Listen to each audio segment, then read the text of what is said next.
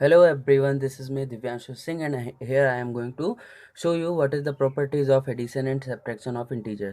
देखिए बेसिकली इसमें हम लोग करने क्या वाले हैं। इसमें हम लोग जो क्लास 7th का चैप्टर 1 है जिसका नाम इंटीजर्स है, उस इंटीजर्स के कुछ प्रॉपर्टीज़ को पढ़ने जा रहे हैं।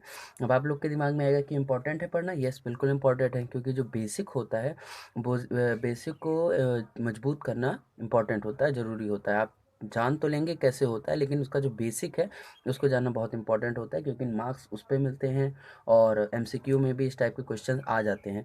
तो सबसे पहले देखते हैं यहाँ पे इस वीडियो में कि properties of addition and subtraction of integers. जो इंटीजर्स होते हैं, आपको पता होगा इंटीजर्स में पॉजिटिव साथ साथ नेगेटिव नंबर्स होते हैं, उनको इंटीजर्स कहते हैं। और उनका एडिशन एंड सब्ट्रैक्शन के प्रॉपर्टी जान लेते हैं, जो आपको क्लास 7th के चैप्टर फर्स्ट इंटीजर्स में पढ़ना है।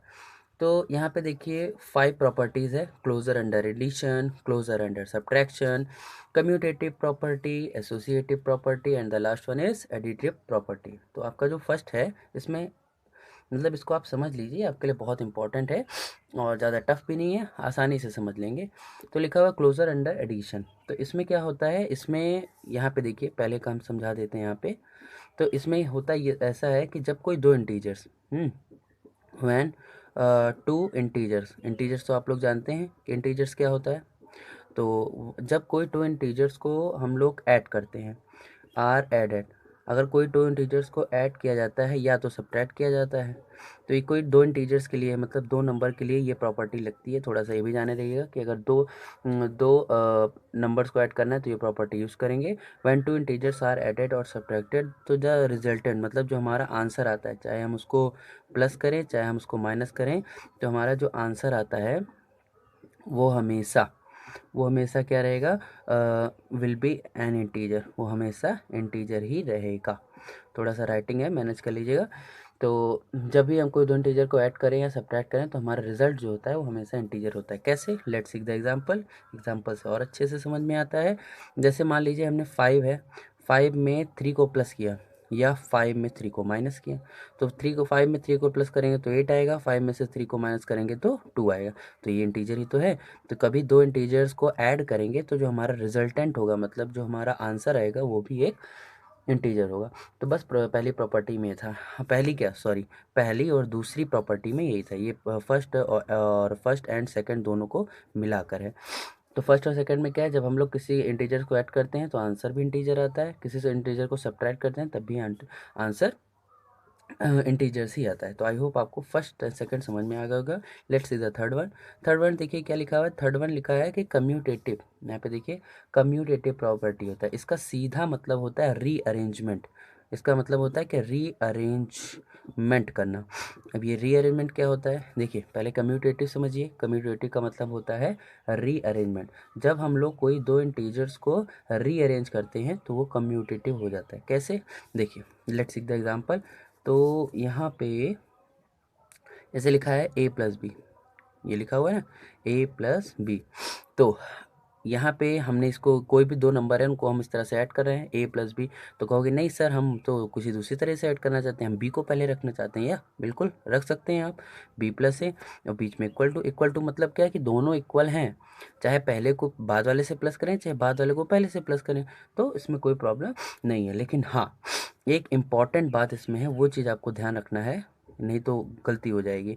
जैसे कि रीअरेंजमेंट में क्या होता है, जैसे लिखा हुआ है 3+5, तो हम 3 को पहले लिखे हैं, 5 को बाद में लिखा है। अब ऐड करेंगे, आप 5 को पहले लिख लीजिए, 3 को लिख लीजिए, कोई प्रॉब्लम नहीं।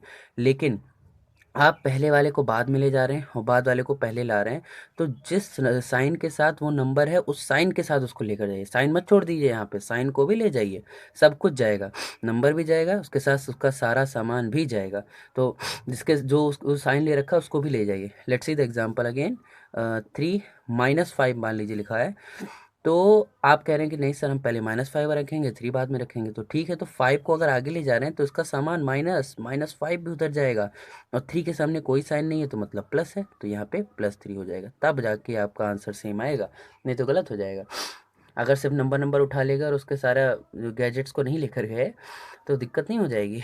तो नंबर और नंबर के साथ उसकी साइन, नंबर नंबर के साथ उसकी साइन। आई होप समझ में आया होगा। एक और एग्जांपल देख लेते हैं, जैसे लिखा है -4 + 5 इज इक्वल टू। अब इक्वल टू का मतलब कि हम लोग चेंज करने जा रहे हैं, रीअरेंज करने जा रहे हैं। मैंने -4 पहले लिखा, +5 बाद में लिखा। आपका मन है कि 5 को पहले लिखें, ठीक है, तो 5 के साथ क्या था, प्लस, तो प्लस यहाँ लगाएं चाहे नहीं, लेकिन ये 4 जब जाएगा पीछे तो -4 में जाएगा। तो कुछ इस तरह से रीअरेंजमेंट करा जाता है। तो आई होप आपको कम्यूटेटिव प्रॉपर्टी क्लियर हुई होगी। अब हम लोग फोर्थ से देख लेते हैं, एसोसिएटिव प्रॉपर्टी। तो एसोसिएटिव प्रॉपर्टी में एक्चुअली होता है ग्रुपिंग। हम लोग क्या करते हैं, उसमें हम लोग ग्रुपिंग करते हैं। तो ग्रुपिंग क्या होता है सर? तो ग्रुपिंग मतलब होता है कि ग्रुप में बनाना, सिंपल। देखिए, हाँ अच्छा, एक चीज़ ध्यान रखिएगा, ये दोनों जो थे वो 2 नंबर्स के लिए यूज़ होगा। ये भी जो प्रॉपर्टी, ये भी लगभग लगभग 2 ही नंबर्स के लिए यूज़ होती है। लेकिन जब ये एसोसिएटिव प्रॉपर्टी होती है, this is use for 3 digits और 3 नंबर या फिर उससे ज़्यादा। तो यहाँ पे देखते हैं, जैसे ग्रुपिंग करना है तो मान लीजिए कोई नंबर लिया हमने ए, फिर 2, मतलब ए प्लस बी प्लस सी, 3 डिजिट 3 नंबर ले लिए। अब इन 3 नंबर को ऐड करना है।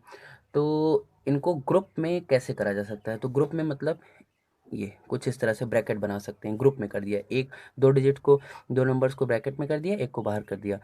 तो इसमें इसको ग्रुपिंग कहते हैं और इसको हम लोग एसोसिएटिव प्रॉपर्टी भी कहते हैं। ऐसे हैं एसोसिएटिव, एसोसिएट कर देते हैं, इकट्ठा कर देते हैं सबको इकट्ठा।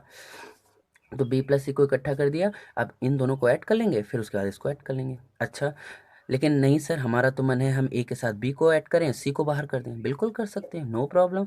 ए के साथ हमने बी को ऐड कर लिया, इसको ग्रुप में कर लिया, सी को बाहर कर दिया। पहले ए बी प्लस कर लेंगे, फिर सी प्लस कर लेंगे। नहीं सर, हम तो ए और सी को ऐड करेंगे, बी को बाहर करेंगे। चलो भाई, कोई बात नहीं, ए प्लस सी को ऐड कर लिया और बी को बाहर कर दिया, नो प्रॉब्लम।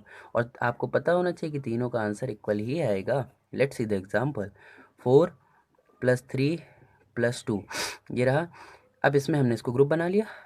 अच्छा नहीं, मेरा मन नहीं है, हम 3 और 4 का जोड़ा बनाएंगे, 2 को बाहर कर देंगे। बिल्कुल कर लीजिए। नहीं, मेरा ये भी मन नहीं, इसमें भी मन नहीं भर रहा, हम 4 और 2 को कर लेंगे अंदर और 3 को बाहर कर लेंगे, नो प्रॉब्लम। ऐड करिए 3 और 2 5 और प्लस में क्या है 4। यहाँ पे 4 और 3 प्लस करिए, कितना 7, प्लस में क्या है 2। यहाँ पे 4 और 2 6 और प्लस में क्या है 3। तो 4 5 9 हो गया, 7 2 9 हो गया, 6 3 9 हो गया। कुछ भी कर लीजिए, जो आपका मन, ग्रुपिंग कर कुछ भी कर लीजिए, आपका आंसर सेम ही आने वाला है। तो आई होप आपको ये बातें क्लियर हो रही होंगी।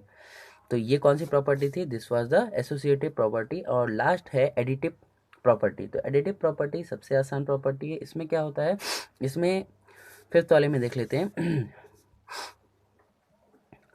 एडिटिव प्रॉपर्टी में जब भी हम किसी इंटीजर को 0 के साथ प्लस करते हैं, जैसे ये इंटीजर है, मान लेते हैं ए को इंटीजर है, उसको अगर हम 0 में प्लस करें तो हमारा आंसर वो इंटीजर ही आएगा। ये देखिए, -2 को इंटीजर है, हाँ है, माइनस प्लस वाले सब इंटीजर होते हैं। तो अगर इसको हम लोग 0 के साथ प्लस करें तो हमारा आंसर -2 ही आने वाला है। +2 को अगर हम लोग माइनस, चलिए माइनस कर देते हैं 0 से, तब भी हमारा आंसर कितना आएगा? +2 ही आएगा। -2 को माइनस कर दें 0 से, तब भी हमारा आंसर -2 ही आएगा। मतलब 0 से घंटा नहीं फ़र्क पड़ता, सॉरी 0 से हमें फ़र्क नहीं पड़ता है। तो अगर किसी भी इंटीजर को, ये भी इंटीजर था, ये भी और ये भी इंटीजर, अगर इंटीजर को किसी के साथ प्लस या माइनस करेंगे तो आंसर हमें वही इंटीजर मिलेगा। इसमें कंफ्यूज होने की ज़रूरत नहीं है। फिर से देख लीजिए, किसी भी इंटीजर को, चाहे इंटीजर पॉजिटिव हो चाहे इंटीजर नेगेटिव हो, अगर उसको 0 के साथ आप प्लस कर रहे हैं या माइनस कर रहे हैं तो आंसर हमेशा वही इंटीजर मिलता है। तो भैया यहाँ पे there are 5 properties of addition and subtraction of integers. First one was closure under addition, closure under subtraction, दोनों सेम था। कम्यूटेटिव, कम्यूटेटिव में क्या होता है? रीअरेंजमेंट करते हैं हम लोग, रीअरेंज करते हैं, इधर का उधर का इधर। एसोसिएटिव, एसोसिएटिव प्रॉपर्टी में क्या सीखा? ग्रुपिंग करना सीखा, सभी आंसर इक्वल आता है। और एडिटिव प्रॉपर्टी, एडिटिव प्रॉपर्टी में हम लोगों ने क्या सीखा कि 0 के साथ प्लस करो तो वही आंसर आएगा। तो आई होप आपको इतनी बात क्लियर होगी। Let's move to the next topic. चलिए, अब हमारा दूसरा टॉपिक स्टार्ट होता है। अब ये क्या है? ये है मल्टीप्लिकेशन की प्रॉपर्टीज। तो सर वो क्या था? तो सर वो था properties of addition and subtraction of integers. ये देखिए, ये प्रॉपर्टीज जो है ये सारे एडिशन और सब्ट्रैक्शन के थे, ये सारे। लेकिन यहाँ पे जो है ये किसकी प्रॉपर्टीज़ है, अब यहाँ पे हम लोग पढ़ने वाले हैं properties of multiplication of integers. Integers की मल्टीप्लिकेशन की प्रॉपर्टी पढ़ने वाले हैं। इसमें कितनी प्रॉपर्टीज़ हैं, इसमें तो 6 प्रॉपर्टीज़ हैं। Closure under multiplication, commutativity of multiplication, associative property, distributive property, multiplication by zero, multiplicative identity. तो इन दोनों के बारे में तो आपको हम बाद में ही बताने वाले हैं। सबसे पहले देखिए उसमें हमने क्या पढ़ा था, टैली करते हैं। उसमें था हमारा क्लोजर अंडर एडिशन, यहाँ है क्लोजर अंडर मल्टीप्लिकेशन। वहाँ पे भी हमने कम्यूटेटिव पढ़ा था, यहाँ पे भी कम्यूटेटिव पढ़ना है। वहाँ हमने एसोसिएटिव पढ़ा था, यहाँ पे भी हमने एसोसिएटिव पढ़ना है। मतलब ये तीनों चीज़ें तो पुराने वाले टॉपिक से ही हैं, बाकी जो नया है उसको तो हम सिखाएंगे ही। चलिए move to the first one. तो यहाँ पे जो हमारा पहला है उसमें है क्लोजर अंडर मल्टीप्लिकेशन। मतलब कहने का क्या मतलब है, कहने का मतलब है जब हम कोई दो इंटीजर्स को मल्टीप्लाई करेंगे तो ये ध्यान रखिएगा, ये हम लोग मल्टीप्लिकेशन की प्रॉपर्टीज़ पढ़ रहे हैं। तो जब भी हम कोई दो इंटीजर्स को मल्टीप्लाई करेंगे तो जो हमारा आंसर आएगा वो भी इंटीजर होगा। वाह भाई कितनी अच्छी बात पता चली।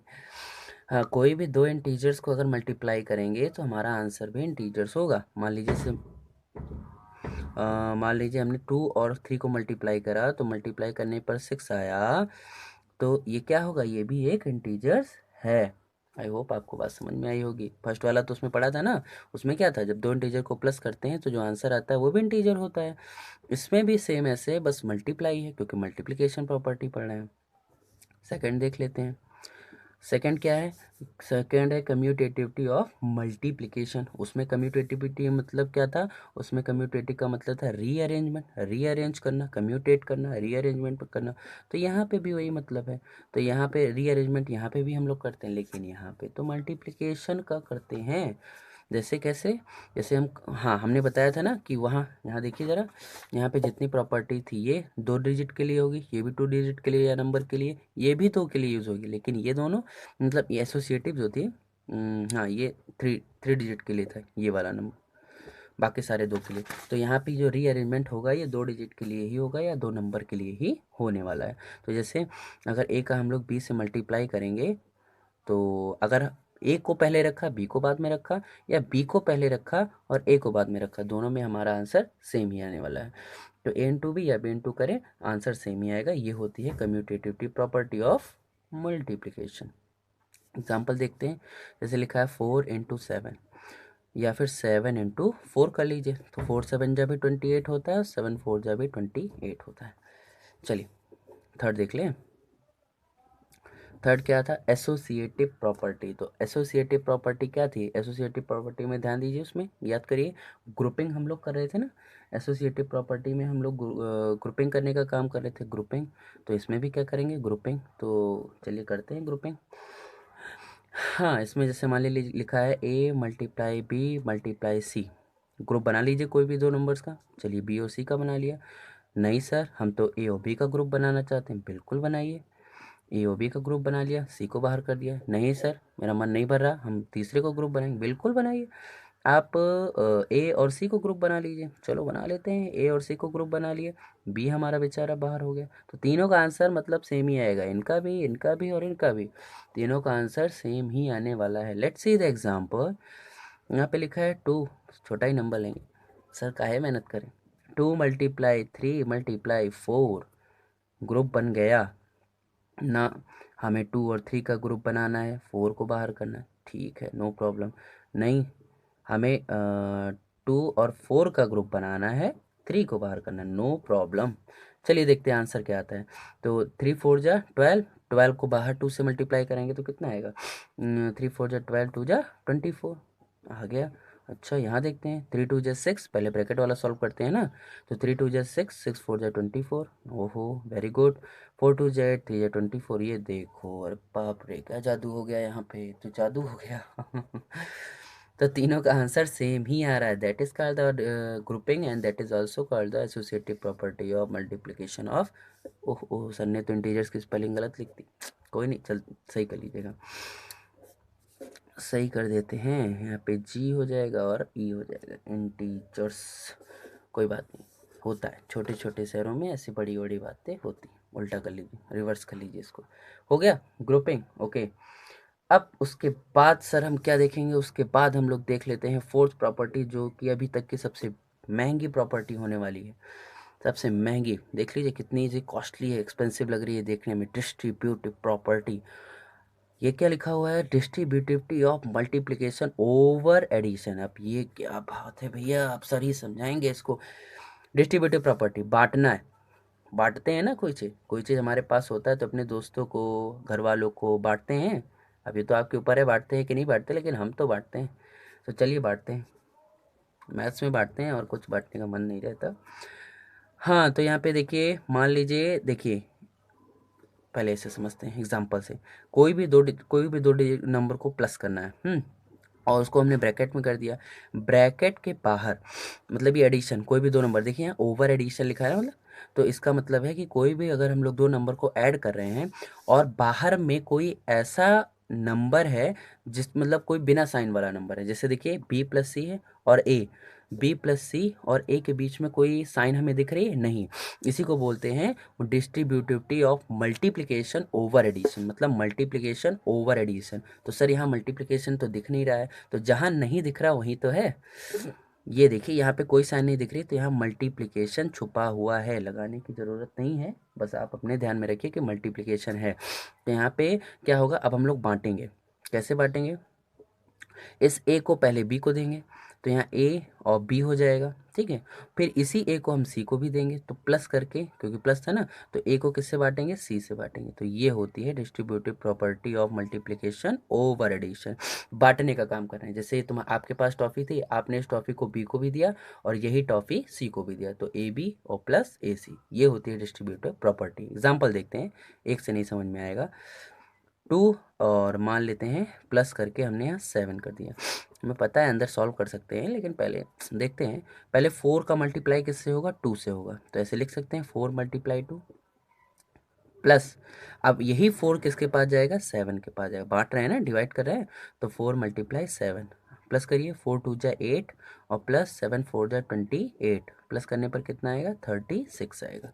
तो this is called the distributive property.